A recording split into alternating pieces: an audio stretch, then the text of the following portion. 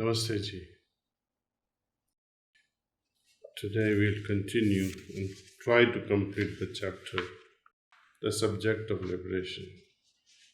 So let's offer our prayers.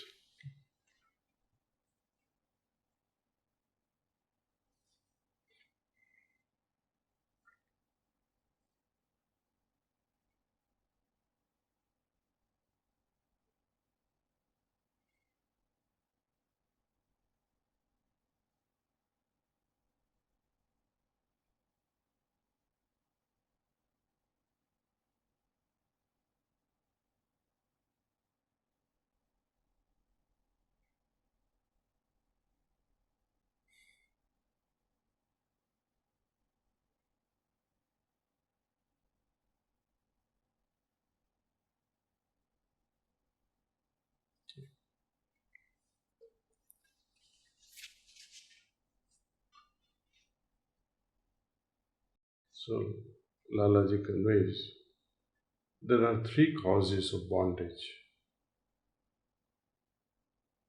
Number one, remembrance. Two, meditation. Number three, bhajans. All these three we have considered them to be the means to an end. But here, Lalaji says there can be bondage as well. But they are not bondages under all circumstances. They can become bondage under certain circumstances when these three things are merely kept external, superficial, artificial. So let's see what he says. When the practice of these three is associated with external things, the result is birth and bondage. For example, when you think of Lord Krishna or Lord Jesus, how would you think and how would you remember?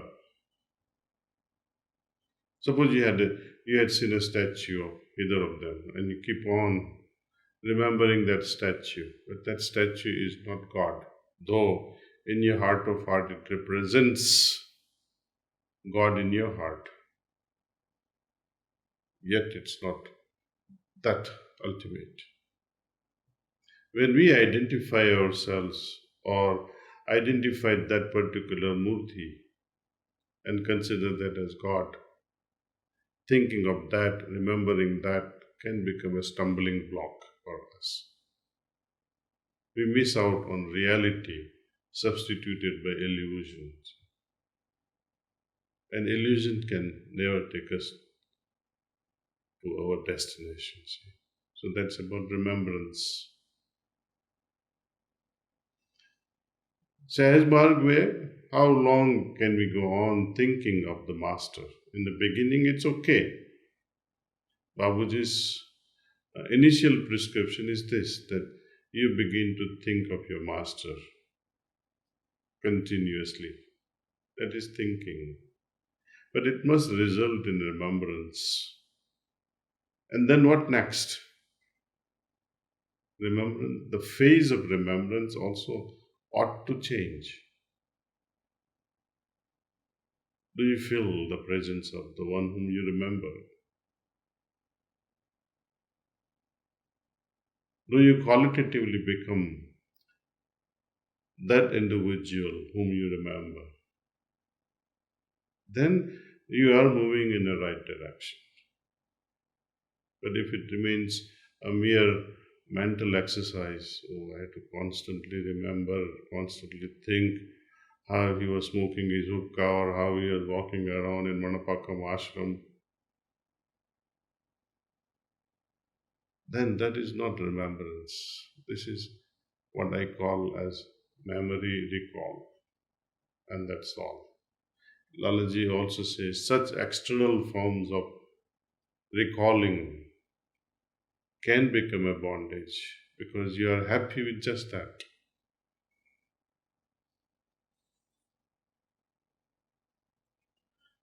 And when they are practiced at heart, internally keeping the goal constantly in view, it will result in freedom, from external and surface bondage. When it is really done with the heart, practiced at heart. Practicing at heart means what? What is the role of heart? To perceive, to feel, to experience. So when we do remember someone with heart, it means I'm trying to feel the presence, experience the presence, perceive the presence. And Babaji Maharaj reassures in one of his messages that be sure that when you remember him, he is already next to you. Nay, he is already in you. One thing he conveys, remembrance means remembering again and again. Okay. Number two, meditation means having the idea. And three, the bhajan means contemplation or continuous meditation. Reverse these according to the instructions of the master. There should be resistance to outside impressions, meaning allowing pratyahar to take over, and inner veil should be removed. This is where the cleaning aspect comes, where you feel that you are being moved or you have been distracted in certain direction. That means this distraction has become a veil between myself and my Lord. This distraction has to be removed. This veil has to be removed before it becomes a permanent wall.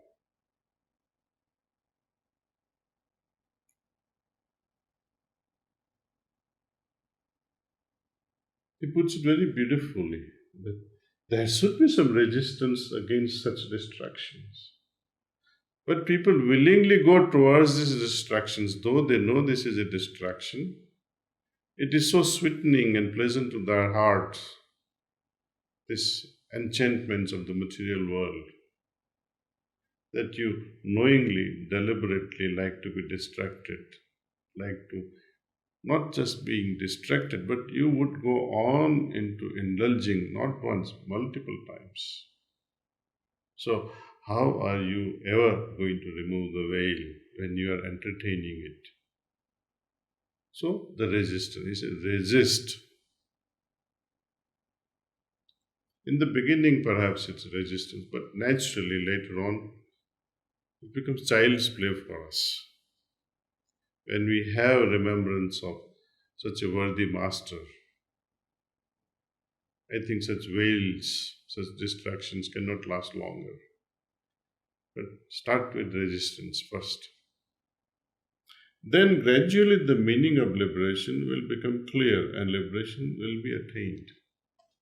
So we understand now what is being liberated. You resist so much that you are moved away from such distractions completely forever. You are liberated from such bondages.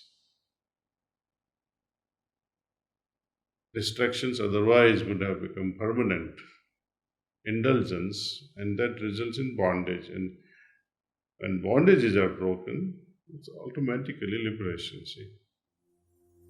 So thank you all for listening. I think this has been the shortest one so far. Thank you.